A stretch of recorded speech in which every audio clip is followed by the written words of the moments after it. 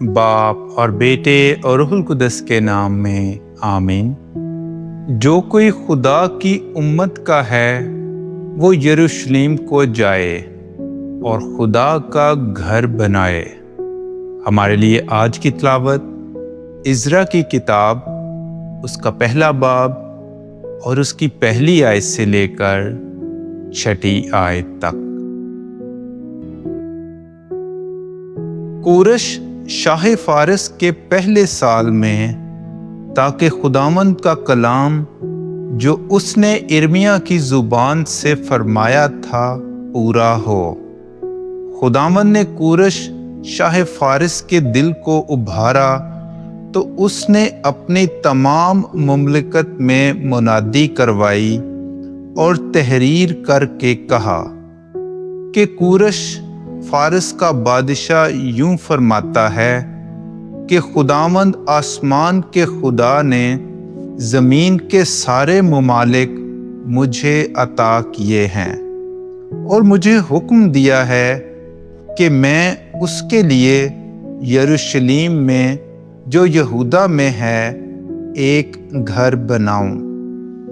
پس تمہارے درمیان اس کی ساری امت میں سے کون ہے اس کا خدا اس کے ساتھ ہو، اور وہ یروشلم کو جو یہودا میں ہے چلا جائے اور خداوند اسرائیل کے خدا کا گھر بنائے،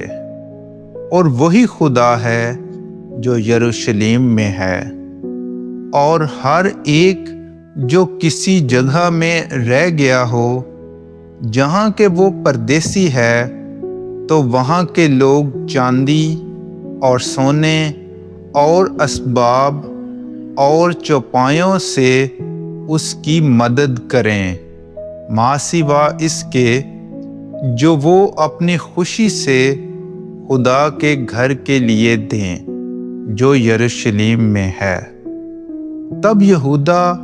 اور بنیامین کے آبائی رئیس اور کاہن اور لاوی، ماں ہر ایک کے جس کے دل کو خدا نے ابھارا، اٹھے تاکہ خدا کا گھر بنانے کے لیے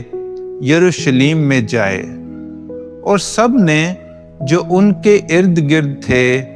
چاندی کے برتنوں اور سونے اور اسباب اور چوپایوں اور قیمتی چیزوں سے ان کی مدد کی، ماں سوائے اس سب کے جو انہوں نے اپنی خوشی سے دیا۔ پاک کلام کے پڑھے اور سنے جانے پر خدا کی برکت ہو۔